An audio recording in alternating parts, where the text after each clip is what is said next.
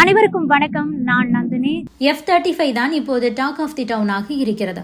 இந்தியாவுக்கு ஒரு 5ஆம் தலைமுறை ஸ்டெல்த் போர் விமானம் தேவை எனும் நிலையில் அதற்கு ரஷ்யாவின் சுகோய் 57 தான் சரியான தேர்வாக இருக்கும் என்று டிஃபென்ஸ் வல்லுநர்கள் பலரும் கருத்துக்களை தெரிவித்து வருகின்றனர். இந்தியாவும் கூட ரஷ்யாவிடமிருந்து அந்த போர் விமானத்தை வாங்கலாம் என்பது போல ஒரு எண்ணத்தில் இருக்கிறது.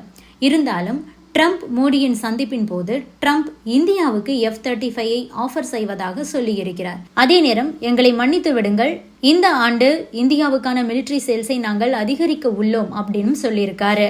அதுவும் பில்லியன்ஸ் ஆஃப் டாலரில். We're also paving the way to ultimately provide India with the F-35 stealth fighters.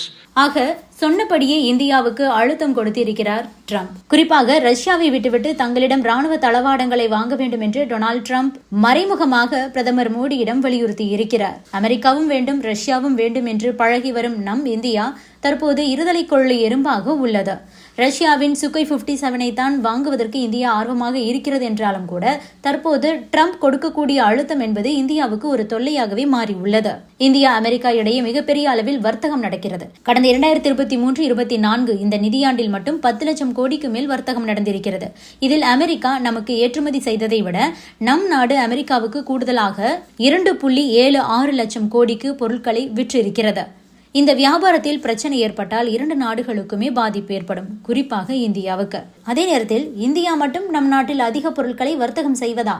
இதனை மாற்றியே ஆக வேண்டும் என்று ட்ரம்ப் விரும்புகிறார்.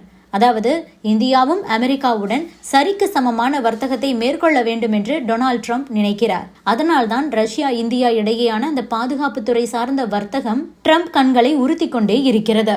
எனவே அமெரிக்க தயாரிப்புகளை இன்னும் அதிகமாக வாங்க வேண்டும் என்று இந்தியாவை நிர்பந்தம் செய்கிறார். இதனை கடந்த மாதம் 27ஆம் தேதியே மோடியிடம் தொலைபேசியில் ட்ரம்ப் பேசிய போது ஒரு கோரிக்கையாக வைத்திருக்கிறார்.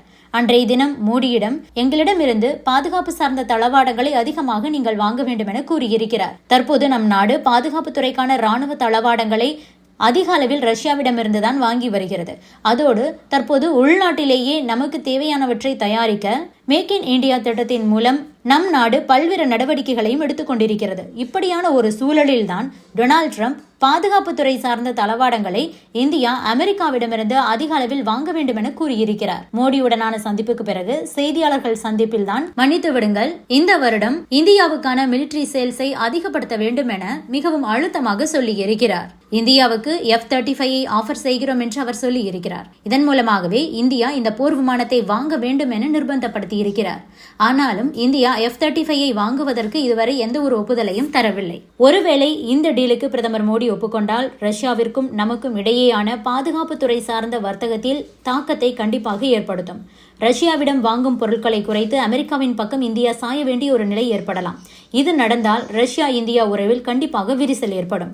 இதனாலேயே ட்ரம்ப் மோடி சந்திப்பை இந்தியா அமெரிக்கா மட்டுமின்றி ரஷ்யாவும் கூட உன்னிப்பாக கவனித்திருக்கிறது. விரைவில் ரஷ்ய அதிபர் புதின் இந்தியாவுக்கு வர உள்ளார். அவரிடம் சுகோய் 57 பற்றி மோடி பேசுவார் என்று செய்திகள் வெளியானது. ஆனால் அப்படி இருக்கும்போது ட்ரம்ப் இந்தியாவுக்கு இப்படி ஒரு செக் வைத்திருக்கிறார். அதாவது F-35 ஆஃபர் செய்வதாக சொல்லியிருக்கிறார். நாம் அமெரிக்காவிடம் மிலிட்டரி ட்ரேடை அதிகப்படுத்த வேண்டும் என்கிறது அமெரிக்கா. ரஷ்யாவையும் இந்தியாவுக்கு விட மனமில்லை. ஆக புதின் என்ன நினைப்பார்? ட்ரம்ப் சொல்வதை நிராகரித்தால் அமெரிக்கா என்ன செய்யும் என்று பல கேள்விகளும் தற்போது எழுந்திருக்கிறது. இது பற்றி நீங்க என்ன நினைக்கிறீங்க? உங்களுடைய கருத்துக்களையும் பதிவு பண்ணுங்க.